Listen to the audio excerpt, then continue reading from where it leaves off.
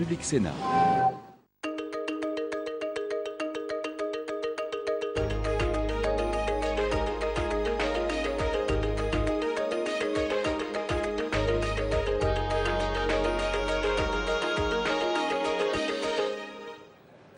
Bonjour et bienvenue dans ce numéro d'Europe Hebdo. Nous sommes à Strasbourg, au cœur du Parlement européen. Dans quelques instants, nous serons avec deux invités pour commenter l'actualité. Et dans cette émission, focus sur les producteurs de vin français qui sont vent debout à l'idée de voir les producteurs américains utiliser l'appellation château. Mais d'abord, l'actualité dominée par la crise en Italie. Mario Monti a décidé de jeter l'éponge, mais les Italiens peuvent-ils vraiment se passer de lui? C'est la question de la semaine. Je ne me présente pas pour le poste de président du Conseil, je brigue simplement un siège à la Chambre des députés. Coup de théâtre numéro 1. Silvio Berlusconi fait son retour sur la scène politique italienne. Il estime qu'il doit reprendre en main son pays, ravagé par la crise.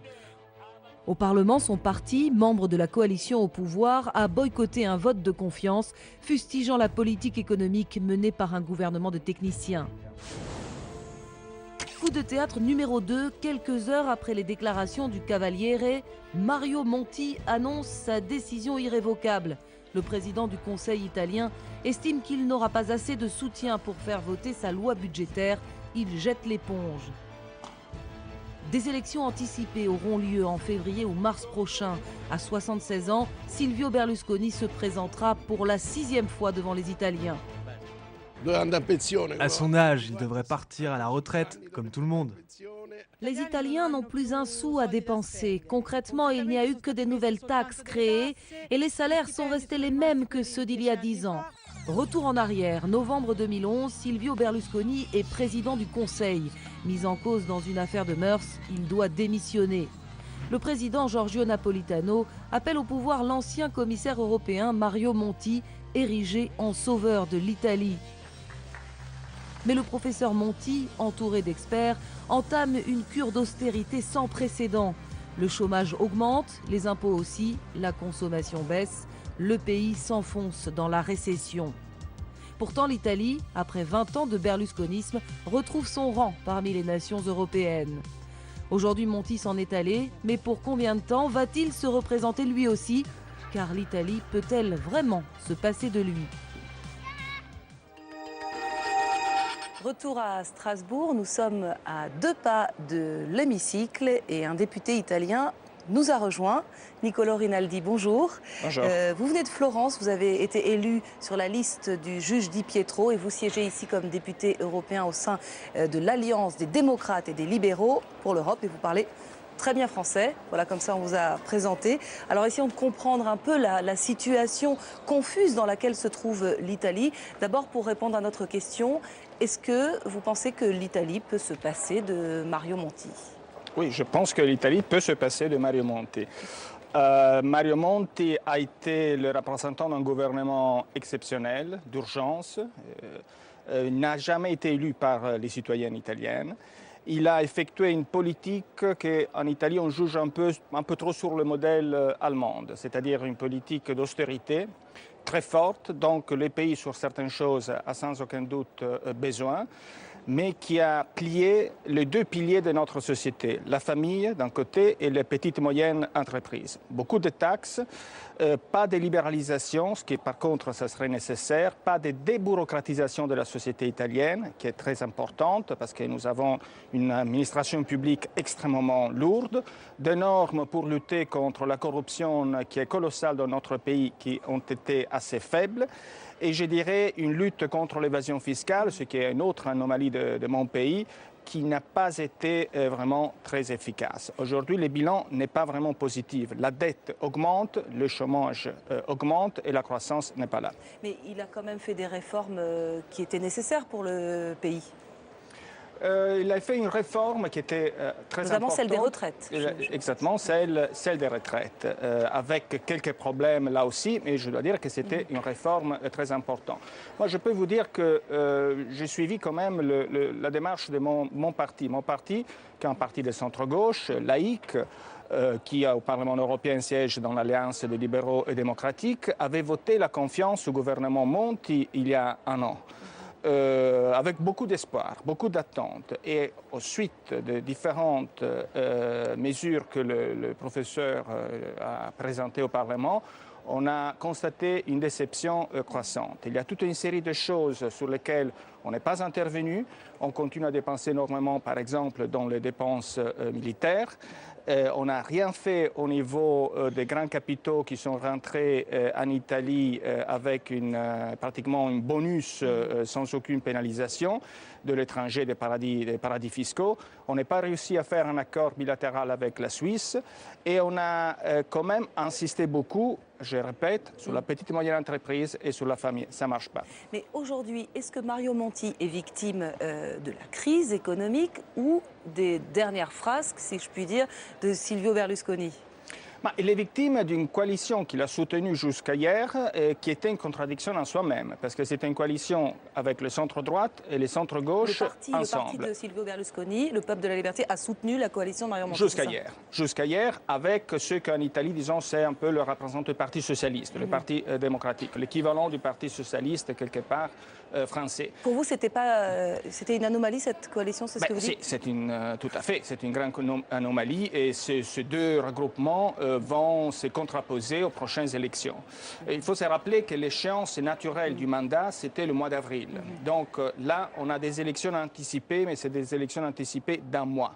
Ça ne change pas énormément par rapport à ce que de toute façon aurait été le cas. Monti a pu gouverner, je dirais, jusqu'à aujourd'hui avec cette coalition que, je répète, avait quand même tout le temps des problèmes à son intérieur. C'est par la nature même de la coalition. Et s'approchant la campagne électorale, je m'attendais, je dois dire, ça ne m'étonne pas trop que le Berlusconi a eu l'envie de reprendre sa liberté d'action politique. Vous pensez qu'il va vraiment se représenter une nouvelle fois devant les Italiens ? Je dirais que cette décision, de mon point de vue, c'est tout à fait ridicule parce qu'il était candidat en 1994, la première fois. Alors, vous voyez combien c'est vieille la politique italienne, toujours les mêmes personnes, toujours les mêmes formules, etc. Il est capable quand même d'insister et de se représenter en 2013, dans l'année prochaine. Les égos sont très forts dans les hommes politiques. Et Mario Monti, on évoque une possibilité pour lui de se présenter. Vous y croyez ? Donc lui, il ne peut pas se présenter d'un point de vue formel parce qu'il est sénateur à vie. C'est une fonction que nous avons dans notre pays. Le président de la République peut nommer jusqu'à 5 personnalités d'une certaine stature, reconnues par tout le monde pour leur prestige, sénateurs pour toute la vie. Et donc, c'est le cas de M. Monti. Donc, lui ne peut pas être candidat. Il pourrait conduire une coalition plus ou moins centriste. Mais alors ça va mélanger, bousculer beaucoup la vie politique italienne parce qu'il sera opposé soit par Berlusconi, qui l'a soutenu jusqu'à hier, soit par le Parti démocratique, qui a son propre candidat qui a gagné le primaire du centre-gauche, qui l'a soutenu jusqu'à aujourd'hui. Alors on suivra ce feuilleton. En tout cas, l'actualité européenne, c'est aussi cette Europe qui, malgré la crise, a reçu le prix Nobel de la paix pour avoir su maintenir plus de 65 ans de paix sur le continent. Les 27 dirigeants européens, le président de l'Union européenne, le président de la Commission européenne et le président du Parlement européen sont tous venus à Oslo. Une image qui était à la une des télévisions européennes. Regardez.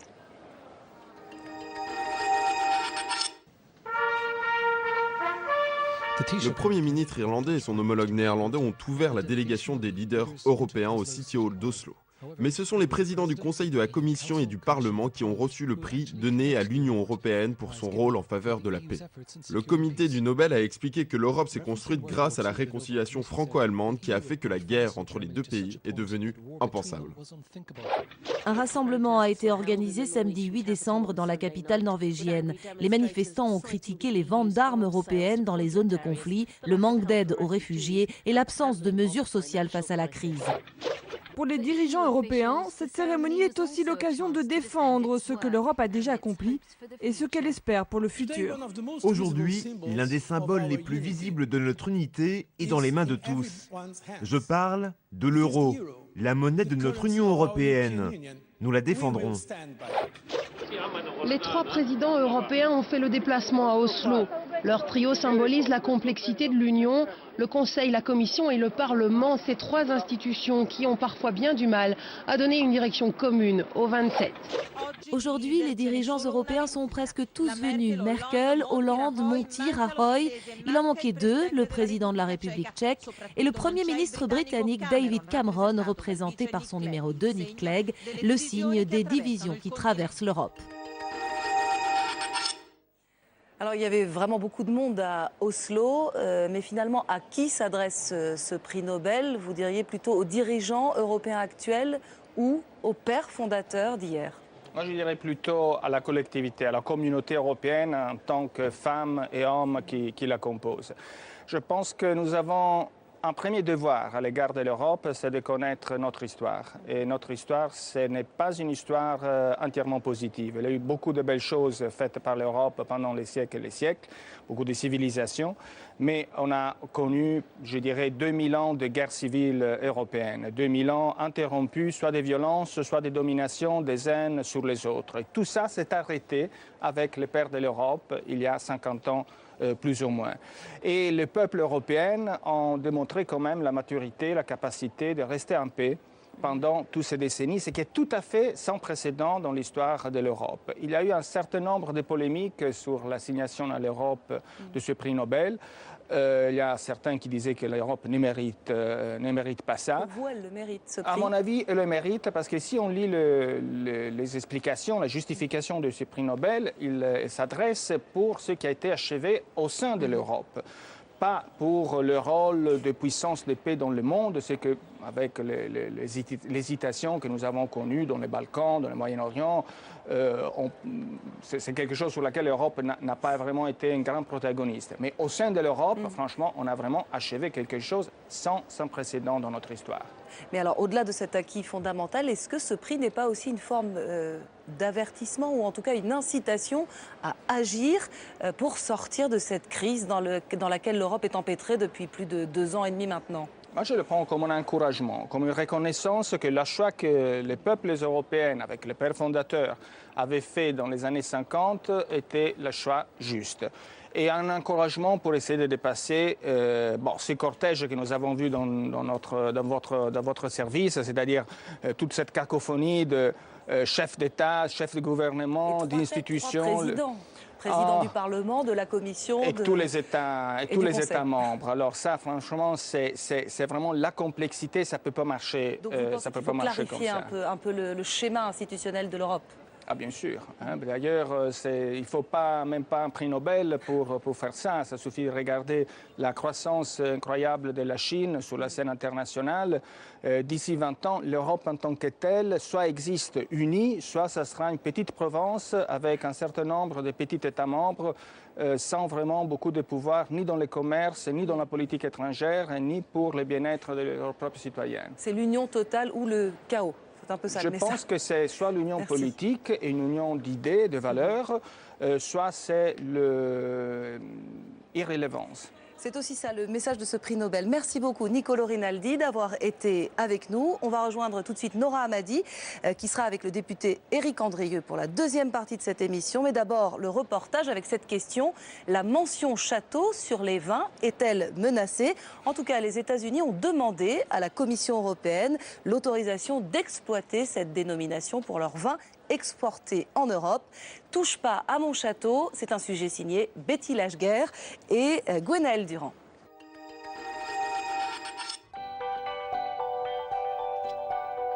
Pauillac, une des grandes appellations du Médoc. Ici, plus de 1000 hectares de vignes s'étendent sur la commune, dont celle de la famille Cazes. Si le bâtiment n'y ressemble pas, c'est pourtant un château qu'il possède. Dans le Bordelais, c'est ainsi qu'on nomme les vins qui proviennent à 100% de raisins récoltés sur la propriété. La définition de château reste bien encadrée. Par opposition à un vin de négoce, c'est un vin qui est fabriqué à partir de raisins qui viennent d'une seule et même exploitation. Au château Lingebage, le vin est tout simplement un art de vivre, un plaisir, et chaque visiteur vient découvrir son vieux cuvier. C'était les tonneliers qui les fabriquaient sur place, et tout est fait donc en chaîne. Oui. Et surtout, son grand cru. Maintenant, on va passer à la dégustation. Dans un premier temps, on va découvrir donc Orme de Pèze, qui se situe donc en Saint-Estèphe. Vous pouvez voir qu'il y a une couleur vraiment très...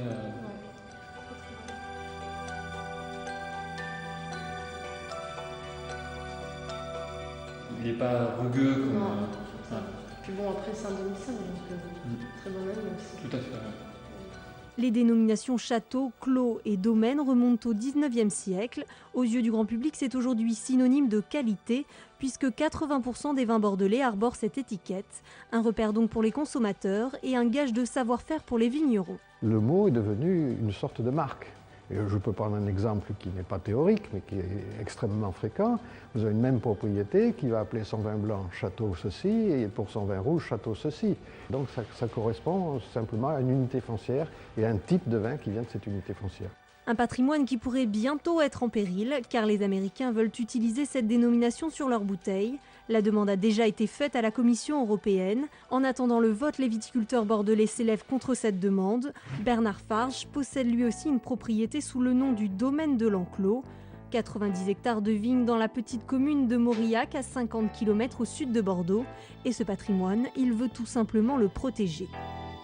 Que les Américains veuillent utiliser cette dénomination est en soi une très bonne nouvelle. Ça veut dire qu'ils identifient cette dénomination comme un outil commercial qui peut être puissant pour eux. Sauf qu'ils veulent l'utiliser sans s'attribuer les contraintes que les Européens et les Français en l'occurrence se sont mises pour la dénomination château. Si en ce début d'hiver les vignes sont au repos, Bernard Farge s'active car il est aussi le président de la Commission nationale des appellations d'origine contrôlée et organise des réunions de canton, le moment d'évoquer les sujets d'actualité avec ses collègues viticulteurs. Au sein de l'Europe, qui a intérêt à le faire remettre? Il y a une pression si forte que ça? Les Américains ont accepté, comme par hasard, en septembre, que les vins sans IG, les anciens vins de table, avec la mention cépage et millésime, puissent rentrer sur le marché américain, ce qui était interdit par les Américains jusqu'alors. Donc, nous, évidemment, on a fait le lien entre cette ouverture d'un côté et cette possible ouverture de l'autre du côté européen. Mais les enjeux sont totalement disproportionnés. Une demande qui serait donc le fruit de négociations selon les viticulteurs français. Côté américain, difficile d'avoir leur sentiment sur la question. Seul Thomas Kenney a pu nous répondre.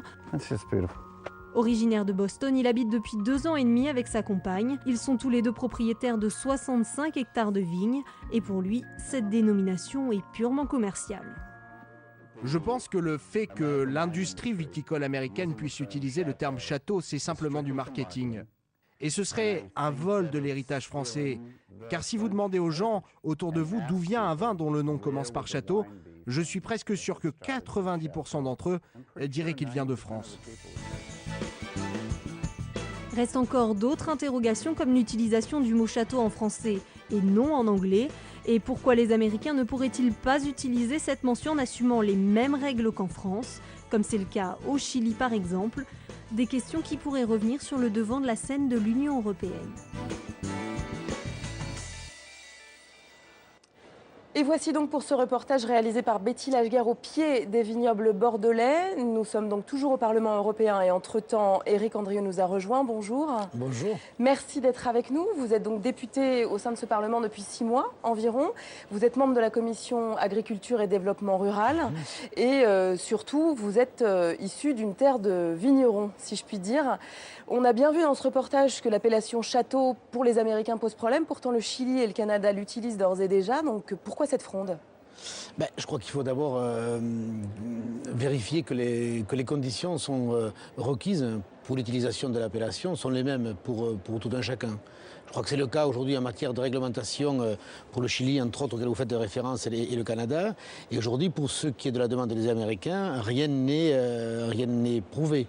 Et c'est pour cette raison que le comité de gestion donc, de l'Océan Munich a été saisi pour vérifier si effectivement les conditions requises étaient réelles. Il est bien clair que c'est un sujet grave, d'envergure pour la viticulture française, et c'est dit expressément dans le reportage, excellemment. Je pense qu'il faut que nous soyons vigilants sur cet héritage culturel donc, de telle sorte que l'avantage produit par cette mention donc, ne soit pas bradé, dans tous les cas utilisé donc, uniquement pour des raisons de marketing, comme il est fait état aussi dans le reportage. Mais pourtant, ce qu'on voit, c'est qu'il y a quand même eu un deal aussi entre les États-Unis et l'Union européenne, enfin du moins la France. Il y a, depuis quelques années, en fait, le millésime et le cépage peuvent être indiqués sur les bouteilles pour la production française, qui a profité aux exportations aux États-Unis. Est-ce que c'est pas un juste retour des choses? C'est au cœur de la discussion, à part que la question de l'utilisation de la mention château fait référence à des critères bien précis, c'est-à-dire qu'il faut, et comme tout le monde le sait dans la profession, dans tous les cas, il faut à la fois que le raisin soit donc sur l'exploitation et que la transformation du raisin en vin se fasse sur l'exploitation elle-même.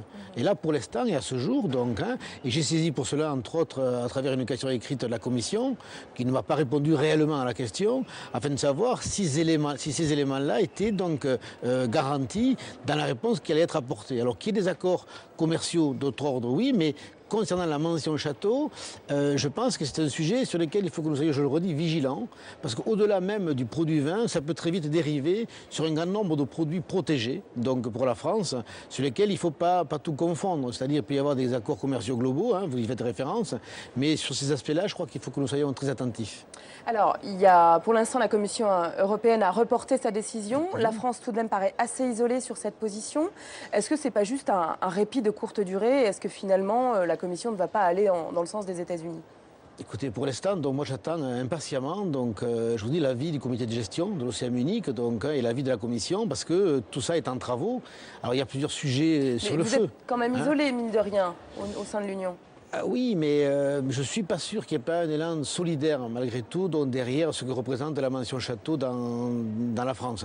Voilà. Parce que, si vous voulez, une question se pose plus largement, au-delà de la mention château, sur la notion de territoire et de marque. Et cette question-là, en développement rural en particulier, de comment mettre en dynamique des filières économiques. Là, on parle du vin, mais ça peut toucher d'autres produits, soit le fromage, tous les produits transformés, finalement. Donc, c'est une vraie question en matière de développement rural. Et non pas de protection au sens du protectionnisme, mais de protection au sens d'appropriation, de spécificité, avec la volonté d'ouverture sur les marchés internationaux. Et la question de la mention vient au cœur du débat. Aujourd'hui, bon nombre d'acteurs réfléchissent sur les marques territoriales, telles qu'on les appelle, qu'on qualifie, qui viennent faire, l'alchimie entre des marques de produits, et une approche identitaire et géographique. C'est les AOP pour des produits, les IGP, mais au-delà, il y a des enjeux des rapports au patrimoine. Tous les territoires sont en concurrence aujourd'hui. En gros, c'est même une question d'identité, pourrait-on dire. Tout à fait. Et pas l'identité au sens du repli, mais au sens de la spécificité d'un lieu et l'ouverture aux autres. Alors justement, dans le cadre de ce marché qui est quand même un marché international, nous avons rencontré quelqu'un qui a une question à vous poser. On l'écoute. On va avoir des vins qui sont des vins de qualité avec des méthodes bordelaises, voire avec des cépages bordelais, et qui sont produits à des prix bien inférieurs sur les marchés étrangers. Ce n'est pas sur les marchés français que ça se passe, c'est notamment sur le marché anglais, sur le marché allemand, sur le marché belge, sur le marché américain bien entendu. Et ça, c'est le problème des différences de coûts de production entre les pays du Nord et les pays du Sud. C'est un problème très général. Éric Andrieux, est-ce que la France a perdu la bataille du vin sur le marché international? Je ne le crois pas. Je ne le crois pas, et sur cette question-là, la question du moment, qui est celle liée au droit de plantation, est au cœur du sujet. Qui est un dossier effectivement qui traîne depuis assez longtemps, qui est la libéralisation des droits de plantation au sein de l'Union européenne. Mais qui a un impact évidemment sur la question qui est posée, tout est lié finalement. Si on libéralise, je pense qu'effectivement pour la France, ça aurait été quelque chose de catastrophique. Nous ne sommes pas au bout du feuilleton, puisque le groupe dit de haut niveau qui a été réuni par le commissaire Dacian Ciolo se réunit vendredi, le 14 décembre, et nous aurons une réponse. Il semblerait que la réponse soit plutôt favorable, et même si on n'appelle pas ça des droits de plantation, ça prendrait plutôt la dénomination d'autorisation de plantation, mais avec tous les éléments de critères requis par la profession. Donc ce qui veut dire en fait qu'on reviendrait sur ces droits de plantation, sur cette libéralisation, on mettra en place des quotas, comment ça se passe? Tout à fait, oui, on rétablirait les mêmes principes que les droits, à part qu'on appellerait pas ça des droits, mais avec la volonté de régulation sur le marché. Et on aura la réponse vendredi. Et est-ce qu'on sait combien d'emplois sont liés à cette production de vin en France et au plus large en Europe? Alors ça, c'est difficile à comptabiliser parce qu'il y a l'emploi direct, donc il y a la filière, donc il y a tous ceux qui tournent autour des emplois induits, quoi. Donc moi, en l'état, hein, donc regarde par exemple, non, mais dans le Bordelais, c'est déjà 55 000 emplois. Voilà. Le Bordelais, on est autour de 55 000, 60 000 emplois. Donc ça veut dire que voilà, on mesure ce que ça représente. Hein. Quand je mets bout à bout Bordelais, Languedoc-Roussillon, le Grand Sud, le Sud-Ouest, finalement, qui est ma circonscription, ça représente autour de 150 000 emplois directs. Et donc les droits de plantation et cette appellation château risqueraient de mettre à mal en fait ce secteur économique. Si aujourd'hui nous perdions sur les deux tableaux, à la fois celui de la mention et celui des droits, effectivement, je pense que la filière viticole serait mise à mal pour la France. Alors, rapidement, dernière question. Je reviens sur la question que je vous posais tout à l'heure. Est-ce que la France, face aux vins australiens, sud-américains, nord-américains, n'a pas un petit peu perdu la bataille? Non, sincèrement, je ne le crois pas. La France est riche de la qualité de ses terroirs. C'est pour cette raison que la question de la mention est aussi importante. C'est vrai qu'on a une place à l'international liée à nos spécificités territoriales. Et cette notion-là de mention, je pense que c'est pas qu'une vue de l'esprit, quoi. Je pense qu'il faut vraiment mener la bataille avec force et véhémence, tel que nous le faisons les uns et les autres, parce qu'il en va de l'avenir de la spécificité de l'agriculture française et de la viticulture française. Merci beaucoup Éric Andrieu d'avoir été notre invité et on suivra de toute façon cette problématique. Pour nous, c'est la fin de cette émission. On se retrouve très bientôt en janvier sur les chaînes parlementaires pour un nouvel épisode d'Europe Hebdo. Et d'ici là, bonne suite de programme et surtout bonne fête. Voilà, comme quoi.